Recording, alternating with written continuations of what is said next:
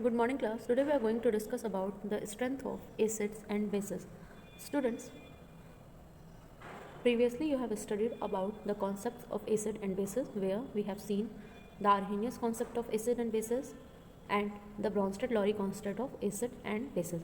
So students, here we will discuss about the strength of acids and bases on the basis of Arrhenius concept and on the basis of Bronsted-Lowry concept.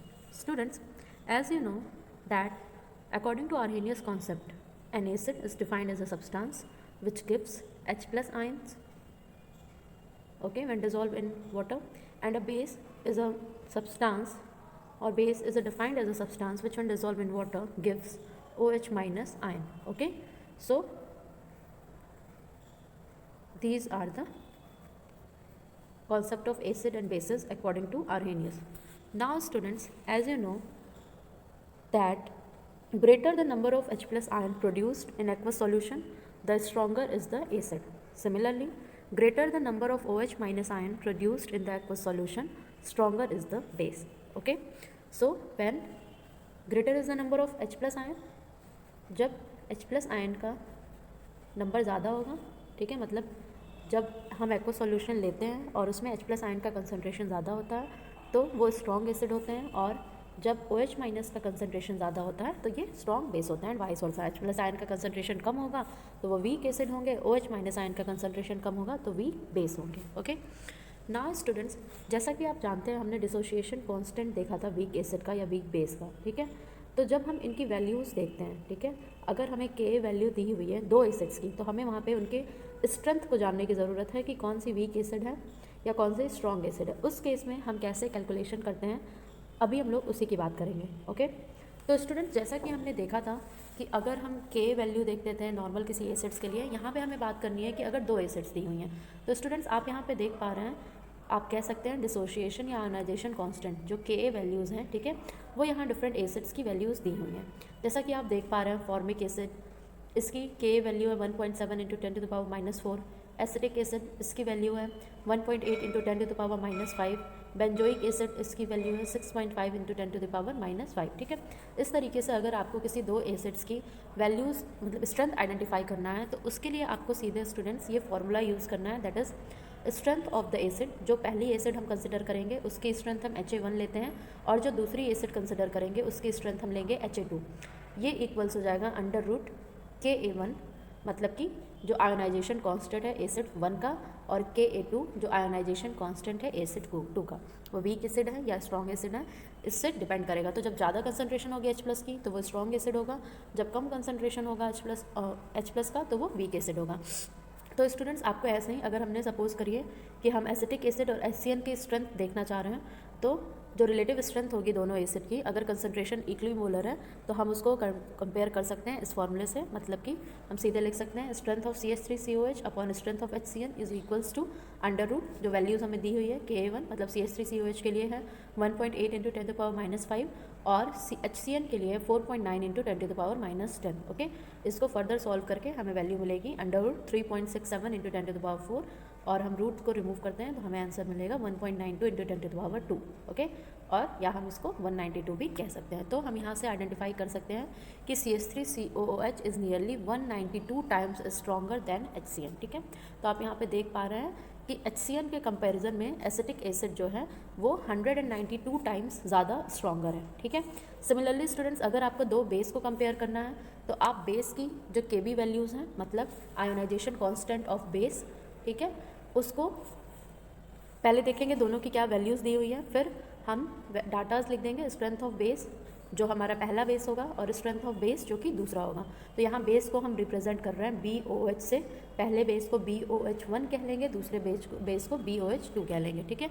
और फिर हम इसको equalise करेंगे under root Kb1 मतलब जो ionisation constant है base 1 का upon Kb2 जो आयोनाइजेशन कांस्टेंट है बेस 2 का, ठीक है। फिर हमें पता चल जाएगा जो हमारा बेस है उसकी स्ट्रेंथ कितनी ज़्यादा है in comparison to the second base, ठीक है।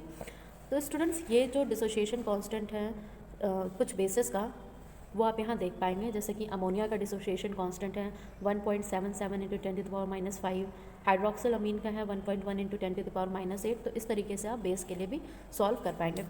नाउ स्टूडेंट सपोज करिए कि अगर हमारे पास कोई पॉलीप्रोटिक एसिड या पॉली एसिडिक बेस है, उस केस में हम स्ट्रेंथ को कैसे आइडेंटिफाई करते हैं स्टूडेंट?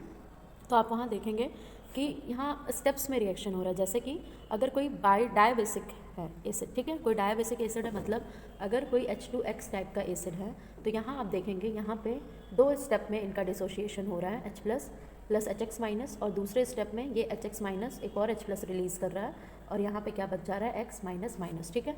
तो स्टूडेंट्स ये जो पॉलीप्रोटिक, और पॉलीप्रोटिक में भी जो डाई एसिडिक का हम एग्जाम्पल ले रहे हैं, तो ये आयनाइज होगा आपके स्टेप्स में, ठीक है। तो एग्जांपल के लिए जैसे H2X का हम एग्जांपल देख रहे थे, तो यहाँ पे जो आयोनाइजेशन कांस्टेंट है वो पहले स्टेप के लिए हो जाएगा Ka1 और दूसरे स्टेप के लिए हो जाएगा Ka2, ओके। और स्टूडेंट्स जब यहाँ हमें 2 स्टेप्स में रिएक्शन मिला, 2 आयोनाइजेशन कांस्टेंट मिला एसिड का, उसके बाद से हम देखेंगे कि जो फर्स्ट और सेकंड आयनाइजेशन कांस्टेंट है उसको हम इक्वेशंस में लिखेंगे। तो इक्वेशंस हमें इक्विलिब्रियम इक्वेशन पता था, तो हम आयनिक इक्विलिब्रियम में इक्वेशन को रखेंगे। आयनिक इक्विलिब्रियम में जब इक्वेशन को रखेंगे तो हम Ka1 के लिए कह सकते हैं molar concentration of H plus into molar concentration of HX minus upon molar concentration of H2X, और Ka2 के लिए हम वैल्यू पुट कर सकते हैं, इक्वेशन पुट कर सकते हैं, molar concentration of H plus into molar concentration of X minus minus upon molar concentration of HX।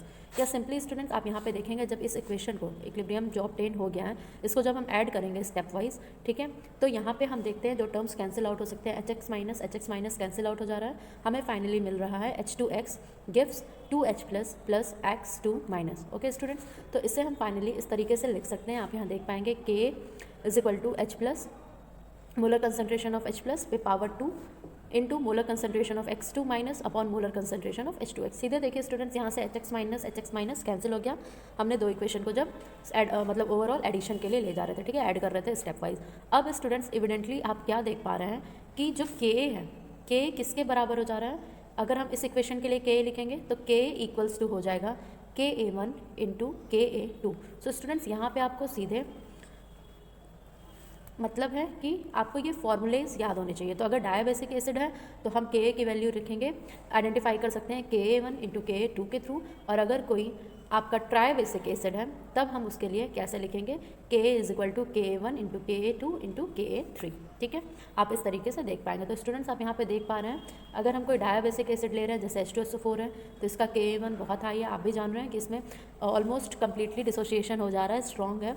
फिर Ka2 आप देख रहे हैं तो ये थोड़ी कम वैल्यू आ रही है, मतलब हाई ही है लेकिन Ka1 से थोड़ी कम है। फिर सल्फ्यूरस एसिड हम देख रहे हैं, यहाँ पे भी आपको 2 Ka वैल्यूज़ मिल रही हैं।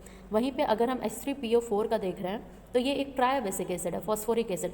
इसके केस में आप देख पा रहे हैं 3 Ka वैल्यूज़, Ka1 Ka2 और Ka3। तो अगर इसके लिए आपको Ka निकालने को कहा गया, मतलब स्ट्रेंथ अगर आपको बताना है, तो आप सीधे सीधे इन तीनों का प्रोडक्ट ले लेंगे और वही इक्वल हो जाएगा Ka के, ठीक है, ionisation constant of acid. Okay students, so students एक चीज़ और आप देख पा रहे हैं टेबल में कि हमेशा जो Ka1 वैल्यू होगी वो लार्जर होगी देन Ka2 लार्जर होगी देन Ka3, ठीक है। तो Ka1 लार्जेस्ट वैल्यू होगी और Ka3 जो होगी वो स्मॉलेस्ट होगी। स्टूडेंट्स अगर हम पॉली एसिडिक बेस की बात करें तो वो भी ऐसे स्टेप में आयनाइज होगा, उनका भी आयनाइजेशन कांस्टेंट क्या हो जाएगा, आप बात करते हैं ये Kb1 Kb2 और Kb3, अगर वो हम बात करें कि 3 स्टेप में हो रहा है, ठीक है। नाउ स्टूडेंट्स अगर हम बात करते हैं ब्रॉन्स्टेड-लॉरी के कॉन्सेप्ट से, तो ब्रॉन्स्टेड-लॉरी के केस में आप जानते हैं कि हमें देखना है कि एसिड और उसके जस्ट जो भी एसिड है अगर वो जितना ज़्यादा अमाउंट में H प्लस रिलीज़ किया, मतलब रिलीज़ नहीं, यहाँ पे आप करेंगे कॉन्सेप्ट आएगा, चूँकि ब्रॉन्स्टेड-लॉरी ने H प्लस के बेस पे रखा था प्रोटॉन को जो एक्सेप्ट करते हैं या डोनेट करते हैं। तो जो प्रोटॉन को डोनेट करते हैं वो एसिड होते हैं, जो प्रोटॉन को एक्सेप्ट करते हैं वो बेस होते हैं, ठीक है। तो ब्रॉन्स्टेड-लॉरी ने सीधे सीधे ये एक्सप्लेन किया था कि जो रिलेटिव स्ट्रेंथ होगी 2 एसिड की वो कंपेयर की जाएगी उनकी टेंडेंसी पे कि वो प्रोटॉन को डोनेट कर रहे हैं या उनकी टेंडेंसी पे कि वो प्रोटॉन को एक्सेप्ट कर रहे हैं, ठीक है। 2 एसिड की डिपेंड करेगी कि वो प्रोटॉन डोनेट कर रहे हैं कितनी टेंडेंसी से, और अगर हम बेस की बात कर रहे हैं तो बेस की डिपेंड करेगी कि वो कितने प्रोटॉन को एक्सेप्ट कर रहे हैं, ठीक है। तो स्टूडेंट्स अगर आप एक जनरल रिएक्शंस को अज्यूम करेंगे तो आपको पता है अगर हम HCl लेते हैं, ठीक है, जो कि एक स्ट्रॉन्ग एसिड है, तो आप जान रहे हैं जब ये स्ट्रॉन्ग एसिड है तो इसका बेस जो होगा वो बहुत वीक होगा, मतलब जो कॉन्जुगेट बेस होगा वो बहुत वीक होगा, ठीक है। तो इस रिएक्शन में आप देख पा रहे हैं कि HCl एक स्ट्रॉन्गर एसिड है H3O+ के कंपैरिजन में, ठीक है, और इसके पास ज़्यादा टेंडेंसी है प्रोटॉन देने की, और देने की टेंडेंसी ज़्यादा है तो ये स्ट्रॉन्गर एसिड हुआ। और वहीं अगर हम बात कर रहे हैं H2O की, तो H2O क्या हो जा रहा है, स्ट्रॉन्गर बेस हो जा रहा है Cl के कंपैरिजन में, ठीक है। दोनों का बिल्कुल अपोजिट नेचर होता है। अगर कोई एसिड है, ब्रॉन्स्टेड के अकॉर्डिंग जो एसिड है उसका कॉन्जुगेट बेस बहुत वीक होगा अगर वो एसिड बहुत स्ट्रॉन्ग है, या अगर वो एसिड वीक है तो उसका कॉन्जुगेट बेस जो होगा वो क्या होगा, बहुत स्ट्रॉन्ग होगा, ठीक है। तो हम सीधे कह सकते हैं कि एक स्ट्रॉन्ग एसिड के पास एक वीक कॉन्जुगेट बेस होगा, ठीक है। यहाँ से आप सीधे एक रिलेशन देख सकते हैं जो कि आपके रीजनिंग टाइप क्वेश्चंस में आते हैं स्टूडेंट्स। आप यहाँ पे देख पा रहे हैं नेचर, जितना स्ट्रॉन्गेस्ट एसिड है ऊपर की तरफ, तो स्ट्रॉन्गेस्ट एसिड का ऑर्डर दिया हुआ है इस तरीके से, ठीक है। HiO3 सबसे strongest, then HNO2, then HF, then HCOH, ये ऑर्डर दिया हुआ है। नीचे आप देख पा रहे हैं कॉन्जुगेट बेस के बारे में, तो HiO3 का कॉन्जुगेट बेस आप भी जान रहे हैं। HiO3 एसिड है, वो H+ को लूज़ कर रहा है, मतलब डोनेट कर रहा है, तो जो इसका कॉन्जुगेट बन रहा है, वो बेस बन रहा है, वो है IO3-। तो आप यहाँ पे देख पा रहे हैं कॉन्जुगेट बेस स्ट्रॉन्गेस्ट एसिड का वीकेस्ट बेस है, ठीक है। अगेन आप HNO2 को देख रहे हैं, ये प्रोटॉन को डोनेट करके NO2- में कन्वर्ट हो रहा है, जो कि कॉन्जुगेट बेस है, और HNO2 क्या है, एसिड है, ठीक है। तो ये आप ऑर्डर देखिए कि कैसे कैसे स्ट्रॉन्गेस्ट हैं ऊपर की तरफ, और नीचे उसके कॉन्जुगेट बेस क्या है, वीकेस्ट है। तो जो सबसे वीकेस्ट एसिड है उसका बेस सबसे ज़्यादा स्ट्रॉन्ग है। तो यहाँ देख पा रहे हैं आप OH- सबसे ज़्यादा स्ट्रॉन्ग कॉन्जुगेट बेस है, और H2O सबसे वीकेस्ट एसिड है, ठीक है स्टूडेंट्स। अब ऐसे ही अगर हम फैक्टर्स की बात करें जो हेड्रो एसिड्स के स्ट्रेंथ पे डिपेंड करती हैं, तो 2-3 फैक्टर्स होते हैं, जैसे पोलैरिटी हो गई, या अगर हम बात कर लें, हमें बेसिकली कंसिडर करना है कि हम देखेंगे कि अगर हम ग्रुप में जा रहे हैं, तो स्टूडेंट्स अगर ग्रुप में जाते हैं तो यहाँ पे डोमिनेट कर जाता है इस बॉन्ड स्ट्रेंथ। तो आपको पता है जैसे जैसे हम डाउन द ग्रुप जाते हैं, एटम्स की साइज़ इंक्रीज़ करती है, तो जो डिस्टेंस है वो इंक्रीज़ करेगा, तो बॉन्ड को हम इजीली ब्रेक कर सकते हैं, मतलब उतने ही अच्छे से वो H+ को रिलीज़ करेगा। तो अगर हम सेम ग्रुप में जा रहे हैं तो जो सबसे लोवेस्ट होगा ग्रुप का, उसकी आप कह सकते हैं कि स्ट्रेंथ सबसे ज़्यादा होगी। तो आप यहाँ देख पा रहे हैं, अगर हम हेलोजन फैमिली में डाउन द ग्रुप जा रहे हैं तो HF की स्ट्रेंथ सबसे कम होगी, फिर HCl, फिर HBr, और HI की स्ट्रेंथ सबसे ज़्यादा होगी।